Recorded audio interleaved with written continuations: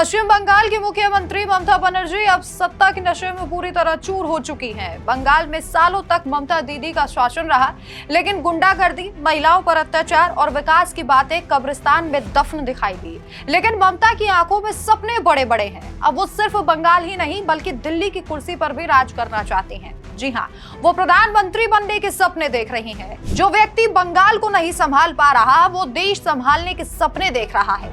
हाल ही में ममता ने खुलेआम ऐलान किया कि बंगाल जीतने के बाद दिल्ली पर कब्जा कर लूंगी, बीजेपी का नाम और निशान मिटा दूंगी, जन बंगाल में, मौत भी बंगाल में, लेकिन पहले बंगाल फतेह फिर दिल्ली। यह बयान सिर्फ हंसने लायक या फिर मजाक जैसा नहीं लगता, बल्कि ममता की हताशा, घमंड और गुंडा संरक्षण की मानसिकता का एक बड़ा प्रमाण है।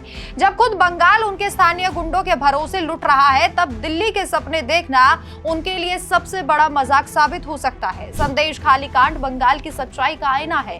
2024 में उत्तर 24 परगना के इस गांव में टीएमसी नेता शाहजहां शेख और उसके गुंडों पर महिलाओं के साथ बलात्कार, जमीन हड़पने और मारपीट के गंभीर आरोप लगे थे।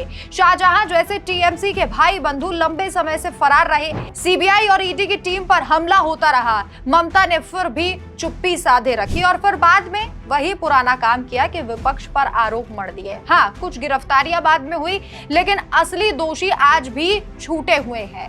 संदेश खाली कोई एक घटना नहीं है। पूरे बंगाल में सत्ता पक्ष के गुंडे खुलेआम लूट, बलात्कार और हत्या करते हैं और सरकार उन्हें बचाती है। राजनीतिक हिंसा के आंकड़े और भी डराने वाले हैं। पिछले दशक में पश्चिम बंगाल चुनावी हिंसा में देश सबसे ऊपर रहा। 2021 विधानसभा चुनाव में सैकड़ों घटनाएं, पोस्ट पोल वायलेंस में भाजपा कार्यकर्ताओं के घर जला दिए गए, महिलाओं पर अत्याचार हुए। एनसीआरबी के डेटा के अनुसार बंगाल राजनीतिक हत्याओं में बिहार के बाद दूसरे नंबर पर रहा। ममता इसी बंगाल को फतेह करके दिल्ली पर कब्जा करने का सपना देख रही हैं। यह हकीकत से मुंह मोड़ने के साथ साथ देश की राजधानी को भी उसी अराजकता में धकेलने की कोशिश है।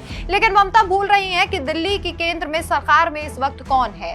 यहाँ मजबूत संवैधानिक संस्थाएं हैं, सुरक्षा बल और न्याय व्यवस्था है। उनकी टीएमसी वाली गुंडा माफिया संस्कृति यहाँ नहीं चलेगी। प्रधानमंत्री नरेंद्र मोदी से तुलना भी अगर ममता बनर्जी की कर दी जाए कि चलिए ठीक है, अगर मोदी के बाद ममता बनर्जी खुद को प्रधानमंत्री की तरह देख रही हैं, तो आप खुद सोचिए कि बंगाल की हालत क्या है और आज दिल्ली या फिर जहां बीजेपी की सरकार है उस राज्य के हालात कैसे हैं।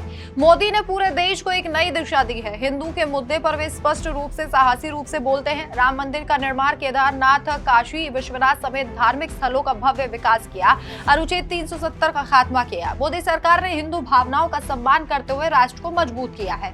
ममता बंगाल को गुंडागर्दी और वोट बैंक पॉलिटिक्स के दलदल में धकेल रही है। मोदी की बराबरी ममता कभी नहीं कर पाएगी। मोदी ने बंगाल के लिए भी अमृतकाल विजन दिया था, लेकिन ममता ने केंद्र की योजनाओं को रोका, विकास को बाधित किया। ममता का ये बयान उनकी राजनीतिक दिवालियापन को उजागर करता है। बंगाल की जनता त्रस्त है, फिर भी ममता बनर्जी दिल्ली की तरफ नजर उठा रही है। ये साफ है कि बंगाल में उनका खेल खत्म हो रहा है, इसलिए पूरे देश को उसी अराजकता में घसीटना चाहती हैं, लेकिन ऐसा प्रधानमंत्री नरेंद्र मोदी नहीं होने देंगे। आपको क्या लगता है कि ममता बनर्जी को देश का प्रधानमंत्री बनना चाहिए, जैसा कि वो सोच रही हैं, सपने देख रही हैं? आप अपनी राय कमेंट करके जरूर बताएं। नमस्कार।